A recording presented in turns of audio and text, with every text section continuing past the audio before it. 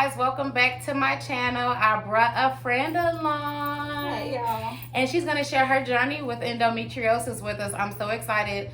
This is my first time having somebody on the show, so thank you for coming. Well, it's not even a show. I keep calling it a show. It's not a show. It's like a show, y'all. It's girl talk. Yeah, girl talk. Girl talk. Girl talk. So just give us a brief introduction to who you are, what you do, you know. Hi y'all. My name is Ebony. Everybody know me. They call me Coco. I have been married for 13 years. I have 2 children, and I am an assistant manager in multifamily. I manage about 310 properties, apartments. That's a lot of properties. A lot of tenants. Ooh, that's a lot, but that's good. That's good. So let's just dive right into it because I don't want to take too much of your time. When did you first discover that there was something wrong with your body? I would say I really didn't discover, because my periods have always been extremely heavy even in high school. Or of course we don't know. Right. So I'm thinking, you know what, it's just I'm gonna be in the bed for a couple of days. I'm gonna have to miss school for a couple of days. And you get your heating pad, you get your high tea. And so I just went through life just like that. And so it wasn't until I decided, okay, so my husband didn't want any more kids. Okay. I definitely don't want any more kids. So I was like, okay, so it's time. My IUD has to come out. So I was like, it's time for me to find something that I could do that's permanent. I've heard about the Esher, so I took that route. While I'm she's walking me through it, and I start getting these sharp pains. Okay, maybe it's just I'm nervous about this. I don't know how it's gonna go. So we're on the table. A procedure that usually takes 30 minutes took me 2 hours. Whoa. Took me 2 hours. My left, basically the Esher is a wire. It's like a wire, and it's 2 for each tube. Right. So one left, one right. Okay. So kind of like the fallopian tubes. Yes. Basically. So you have these little things that go in your fallopian tube. What happens is the tissue builds around it, which basically has like a stoppage. So it'll stop your eggs from flowing. So you can't have any kids. Right. Right. So I decided to go that route. Like I said, the left went in perfect, fine. So I'm like, okay, good, we good. The right was giving us like so many problems. Wow. One, because it's this little scope that they do. They put it inside you because they have to see and make sure that they put the wires in the place, in a precise place.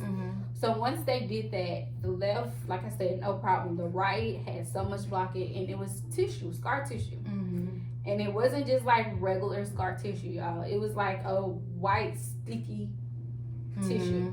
Yeah, like the webbing that they say whenever stuff starts to web together. And so that's exactly what it was. So, and she was trying to get me to come back another day because, y'all, it was painful. It wasn't, the left wasn't, bad, but once it got to the right, it was painful. And this procedure, like I said, it's supposed to be 30 minutes and it's painless. Yeah, I had so much pain and I was crying. So I was like, but I'm not getting up off this table. You gonna finish this. You gonna finish this. So I'm not getting up off this table until it's done. So that was the type of pressure I was putting on myself. So she was like, okay, so I'm gonna have to cut it. Are you okay with that? And I was like, yeah. So she already had in mind what it could be.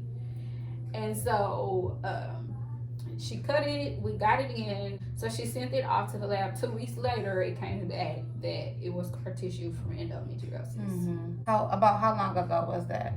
And since I've had my Esher, it has been at least 2 years.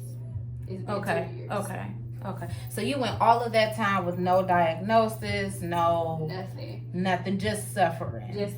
I know something was wrong, but once you feel like, okay, you know what, because we're built different, Yeah, absolutely. My pain tolerance is super, super high. Right. So I'm like, okay, it's just I'm having a painful period. I'm just gonna have to stick it through. I have to work from home for a couple of days. I've just been blessed that my job has been so open to it. Right.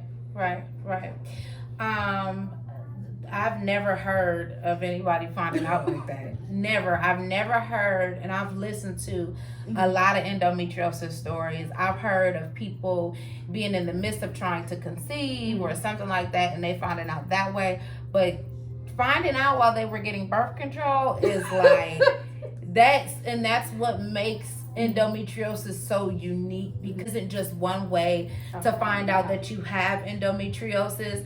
And so as I listen to stories and hear stories, it's just so profound to me that you have women from all different aspects of life, different walks of life, and there still is no cure for this thing. Like, it's just crazy to me.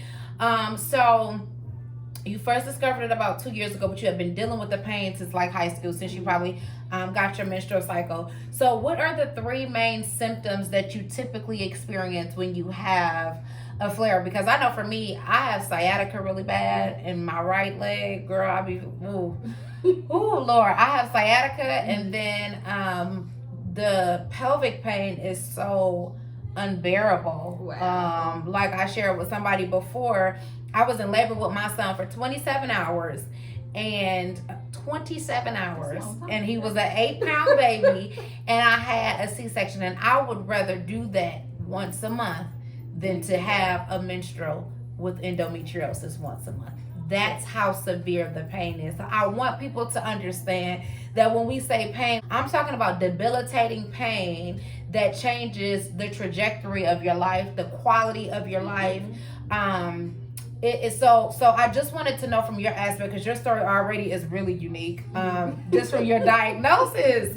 So I wanted you to kind of share with me your 3 main symptoms whenever you experience endo. Of course, my flare-ups always come with bad cramps, labor pains. Labor pains is what we call them. So that lower back pain is just out of this world. To where it's just bad. And I have horrible headaches. It's not like a regular migraine. Right. It's one of those, it messes with your vision. Wow. It's one of those. So I'm always, when I have a flare up, I'm not doing anything. Wow. I'm not doing anything. I'm not cooking, I'm not cleaning, I'm not going to work. It's just really, really that bad. And it's just one of those things. You can describe, it's not really, you can't put a word on it. You can't describe it. There's no way. It's just one of those things, like, y'all, it's crazy. It's life changing. It changes the momentum of your life.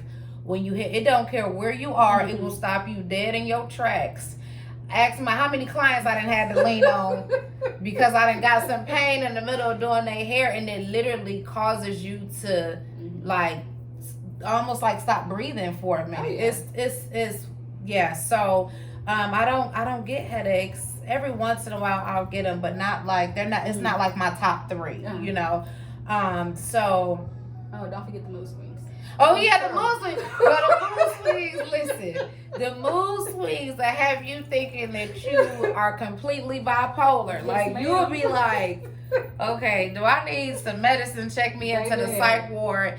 And I had shared with somebody, I was talking to a doctor down in Austin who specializes in endometriosis. He's been doing it for about 20 years. I didn't even know that was a thing for 20 years, but he's been doing it for the last 20 years. And he said one of the things that he has found with women who have endometriosis, once he goes in and removes the endometriosis, that they still kind of struggle with mentally being in pain. So physically their bodies are fine, but if you're dealing with that type of chronic pain for so long, the nerves and the signals that it send off to your brain still makes you feel like you're in pain. And it makes sense because it's just that painful. Yeah.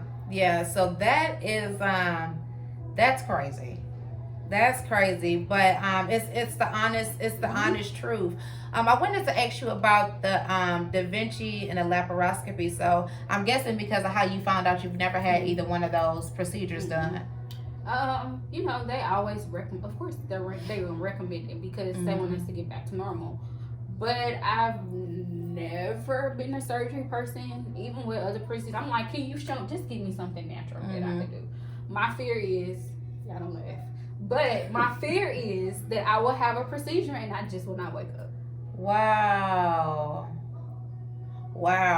So but you know what? Just listening to your story and others, I am considering it. A lot of times, I guess I never really considered it because I don't want any more kids. You know, I can suppress the pain, but not completely have to go away. Right, right.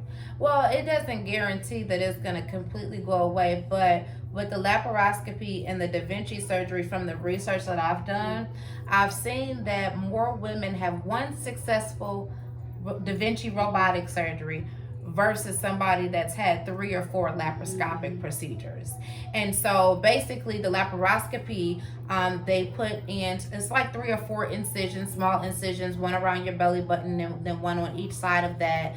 And then they may put one a little bit below your belly button. They go in with the camera, and it's literally the surgeon standing over you with the scopes, and he's looking. With the DiVinci robotic surgery, it's the assistance of a robotic machine similar to the laparoscopic procedure, but it gives the doctor the ability to be more precise with cleaning out the endometriosis.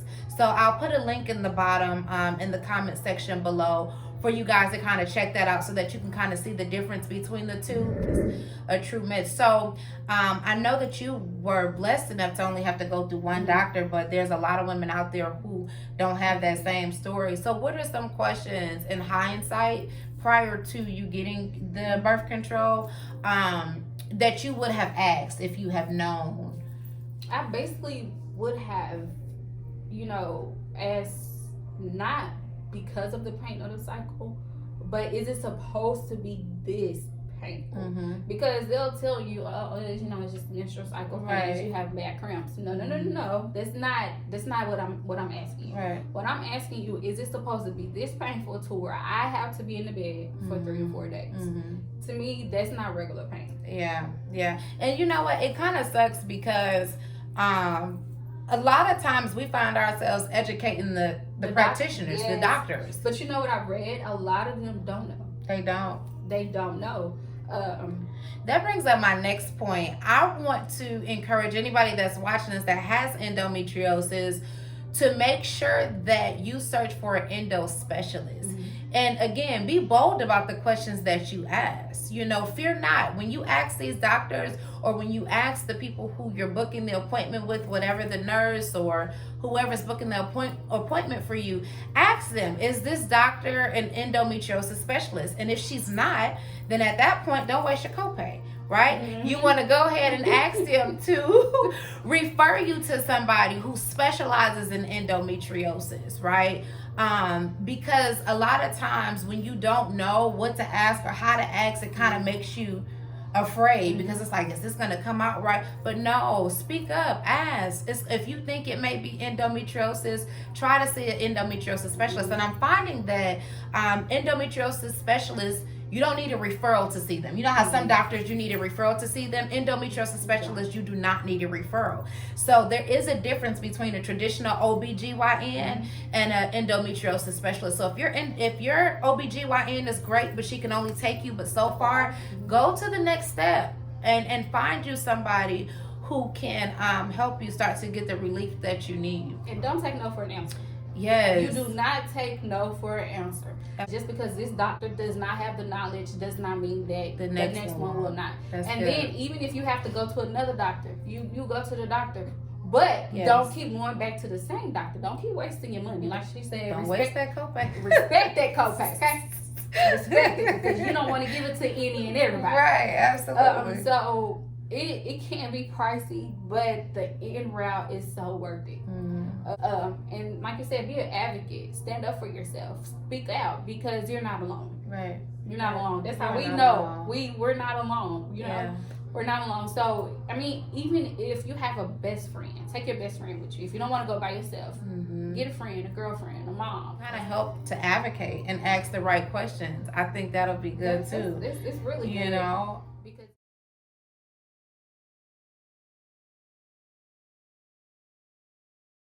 definitely done with school.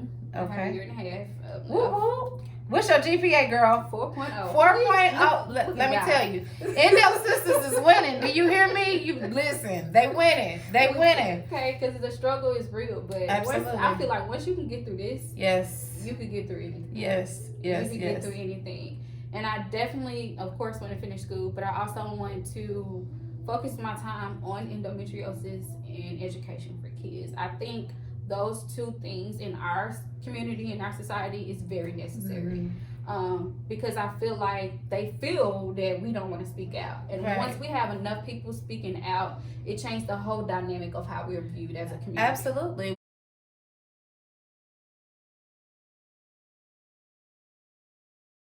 One of the things I said I've learned from Endo is self-love. Mm-hmm. You know? Oh, yeah. You said you learn to self-love because for so long, even with me as a mom and just as women in general, we lose ourselves in daily activities that's pleasing other people. You got both your husband, your children, especially if your children have activities. I'm usually on a basketball court or a gym 5 days a week. Yeah. 5 days a week. So I have 2 days for myself. So, you know, I found myself not giving myself time. You know, I was in pain, but I was popping pills because I had to make this basketball game. Yeah. I'm supporting everybody else, and I'm not supporting myself. Yeah. Yeah. So you have to love yourself enough to figure out what is going on with you. Yeah. Well, I really appreciate you sharing your story. I mean, it has been truly a journey for me just to be this vulnerable and talk about my story. So I can only imagine, you know, what it's done for you. So I'm just thankful. I'm thankful because God blessed you to have this platform for me to come and speak. Well, amen. Amen. But I just kind of wanted to leave you guys with, you know, just to continue to advocate for yourself. Continue to be honest and vocal about how you feel, because how you feel matters. And I want you to continue to keep the faith and believing that you don't have to be in pain for the rest of your life. I want you guys to know that there are sisters out here who care and will help you. And I just pray that whatever is to come for Faith Over Endo, that it will bring enlightenment to women. And give them a sense of hope to keep pushing forward.